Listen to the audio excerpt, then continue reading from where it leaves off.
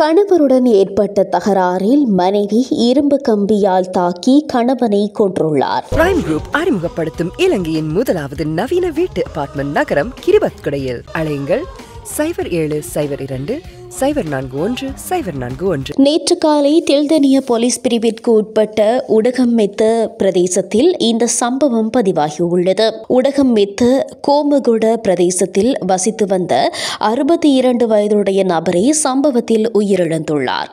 கொலைக்கு பயன்படுத்திய இரும்பு கம்பி மறைத்து வைக்கப்பட்டிருந்த நிலையில் போலீசாரால் மீட்கப்பட்டதுடன் சந்தேக நபரான மனைவியும் கைது செய்யப்பட்டுள்ளார். களுத்துறை சிறைச்சாலைக்குள் போதைப் பொருளை எடுத்துச் சென்ற இருவர் கைது செய்யப்பட்டுள்ளனர். களுத்துறை குற்றத்தடுப்பு பிரிவினருக்கு கிடைத்த ரகசிய தகவலை அடுத்து மேற்கொள்ளப்பட்ட விசாரணைகளின் போது ஐஸ் போதைப்பொருள் மற்றும் புகையிலை என்பவற்றுடன் இவர்கள் கைது செய்யப்பட்டுள்ளனர்.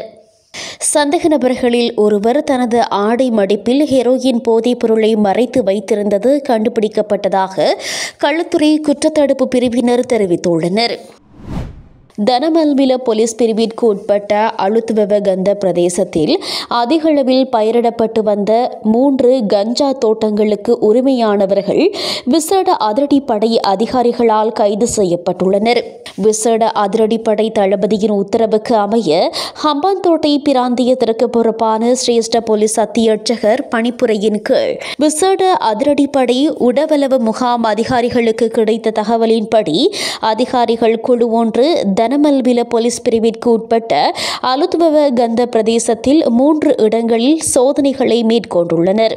இதன்போது சட்டவிரோதமாக நடத்தப்பட்ட சுமார் 12,000 கஞ்சா செடிகளை கொண்ட 3 தோட்டங்கள் கண்டுபிடிக்கப்பட்டுள்ளதோடு தனமல்வில போலீசார் மேலதிக விசாரணைகளை முன்னெடுத்துள்ளனர்.